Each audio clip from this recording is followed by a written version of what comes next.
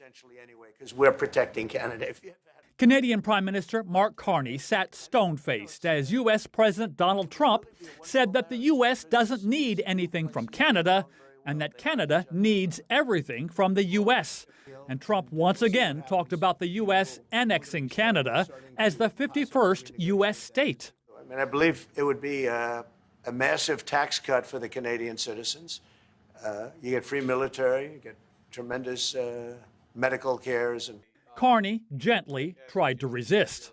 There are some places that are never for sale. That's true. Having met with the owners of Canada over the course of the campaign last several months, it's not for sale, won't be for sale. And watch Carney's face as Trump responded with this.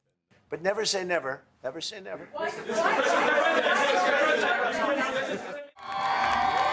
Canadians expect Carney to fight back. His come-from-behind win in last week's race for Prime Minister was fueled by Canadians' anger over that annexation talk from Trump. But Trump also tried to downplay America's economic relationship with Canada. We don't do much business with Canada from our standpoint. They do a lot of business with us. But Canada and America's economies are deeply intertwined.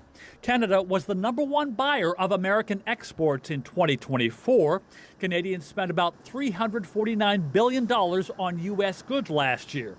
And America is the third biggest importer of Canadian exports. Trump also tried to justify the tariffs he's imposed on Canadian steel and cars. We want to make our own cars. We don't really want cars from Canada.